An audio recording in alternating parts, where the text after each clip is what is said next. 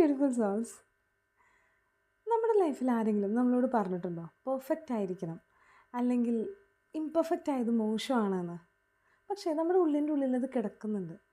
എവിടേക്കോ എന്നൊക്കെയോ തോറ്റു പോകുമ്പോഴോ, അല്ലെങ്കിൽ നമ്മൾ ആ ഒരു കറക്റ്റ് ആ ഒരു അലൈൻമെൻറ്റിൽ നിന്ന് ഇത്തിരി മാറിക്കഴിയുമ്പോൾ ഒരു ഉൾവിളിയാണ് അല്ലേ?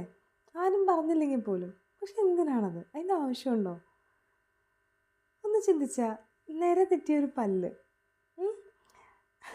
ചിരിക്കുമ്പോൾ വരുന്ന ഒരു നുണക്കുഴി, ഈ നുണക്കുഴിയുടെ റീസൺ അറിയില്ലേ നമുക്ക്?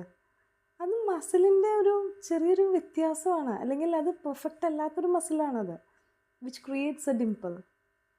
ആൻഡ് അതെന്ത് ഭംഗിയാണ് പലർക്കും. അതുപോലെ എന്തൊക്കെ കാര്യങ്ങളുണ്ട് ഇംപെർഫെക്റ്റ് ആയിട്ട് പെർഫെക്റ്റ് ആയിട്ട് നമുക്ക് ഫീൽ ചെയ്യുന്ന, അല്ലെങ്കിൽ ബിയോണ്ട് പെർഫെക്റ്റ് ആയിട്ട് ഫീൽ ചെയ്യുന്ന, അല്ലേ?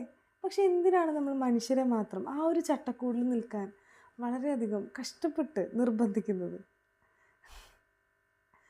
So let's start enjoying those imperfections.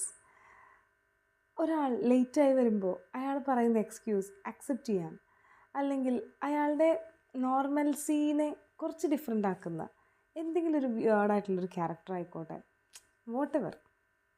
ഒരു കുട്ടി ഒരു ക്ലാസ്സിൽ തോറ്റു, ലെറ്റ് ഇറ്റ് ബി. അവനത് ആ വർഷം പഠിക്കാൻ പറ്റിയില്ല, അല്ലെങ്കിൽ ആ വർഷം എന്തോ അവനത് പറ്റിയില്ല.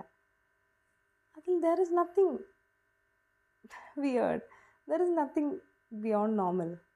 അത് നോർമലാണ്. ആ നോർമൽസീനെ അതല്ലെങ്കിൽ അതിനെ ഒരു നോർമലായി കാണാൻ നമുക്ക് പറ്റുമ്പോൾ ഒരുപാട് കാര്യങ്ങൾ, ഒരുപാട് ആളുകളുടെ ലൈഫ്, ഒരുപാട് ആളുകളുടെ തോട്ട്സ്, ആറ്റിറ്റ്യൂഡ്സ് ഒക്കെ മാറും ഈ ചെറിയൊരു ഇംപെർഫെക്ഷൻ നമ്മൾ സഹിക്കുമ്പോൾ, അല്ലേ? Happy reflecting.